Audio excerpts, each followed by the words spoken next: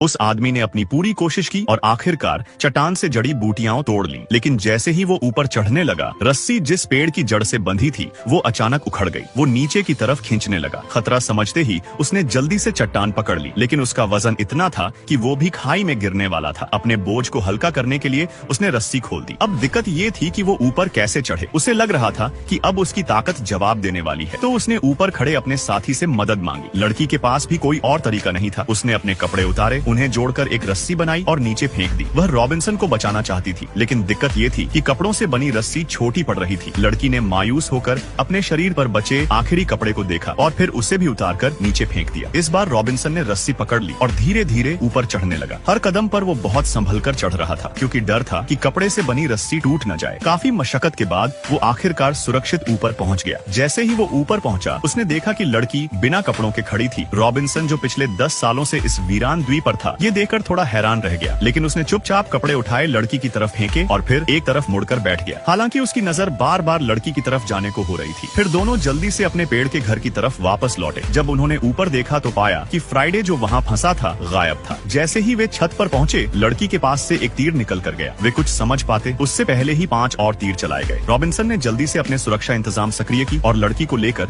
एक सुरक्षित जगह भाग गया। फिलहाल तो वे खतरे से बच गए थे, लेकिन कुछ करना जरूरी था। रॉबिन्सन को एक आइडिया आया। उसने एक खोखली सुई निकाली, उस पर पंख लगाया और उसमें बेहोशी की दवा लगा दी। फिर उसे बांस की नली में डालकर एक छोटा सा हथियार बना लिया। इसी बीच रॉबिन्सन ने देखा कि लड़की की बांह पर तीर का घाव था। उसने धीरे से उसका घाव साफ किया और पट्टी बांधी। लड़की उसे बहुत प्यार से देखने लगी, लेकिन इससे पहले कि कुछ और होता, फ्राइडे फिर से सामने आ गया। उसने अपना धनुष उठाया और पेड़ के घर की रस्सी को काटने की कोशिश की और रॉबिन्सन उसके जाल में फंस गया। जैसे ही वो हमला करने वाला था, लड़की बीच में आ गई और रॉबिन्सन को बचा लिया। रॉबिन्सन ने भी इसका फायदा उठाया और खुद को छुड़ाने लगा। उसने पिछले कुछ दिनों की बातें शुरू कर दी। ये सुनकर फ्राइडे थोड़ी देर शांत रहा, लेकिन फिर से गुस्से में आ गया। फ्राइडे ने रॉबिन्सन को पकड़कर एक पेड़ से दे मारा। वो उसे कुचलने के लिए पत्थर उठाने ही वाला था कि तभी जड़ी बूटी के असर से उसे चक्कर आने लगे। फ्राइडे को अचानक लगा कि रॉबिन्सन उसका पिता है। उसने पत्थर नीचे रखा और वहाँ से चला गया। रॉबिन्सन और लड़की फिर से छत पर आ गए ताकि दवा तैयार कर सके। रॉबिन्सन ने सोचा कि लड़की को चारा बनाकर फ्राइडे को फंसाना चाहिए, लेकिन लड़की ने मना कर दिया। उसे लगा कि ये बहुत खतरनाक हो सकता है, क्योंकि फ्राइडे अब भी पूरी तरह होश में नहीं था, लेकिन फिलहाल कोई और तरीका भी नहीं था। फिर लड़की ने रॉबिन्सन पर बंदूक तान दी और जोर से कहा कि अगर उसे बचना है तो उसे मरने का नाटक करना होगा। तभी फ्राइडे वहाँ आ गया। लड़की ने बिना देर किए गोली चलाई। रॉबिन्सन जमीन पर घुटनों के बल बैठ गया। फ्राइडे थोड़ी देर के लिए उलझन में पड़ गया। रॉबिन्सन ने इस मौके का फायदा उठाया और फिर तीर से उसे बेहोश कर दिया। फिर दोनों ने जल्दी से विषहर दवा निकाली और फ्राइडे को ठीक करने के लिए पिलाई। लड़की प्यार से उसे देख रही थी। लड़की एक ईमानदार लड़की थी और काफी समय से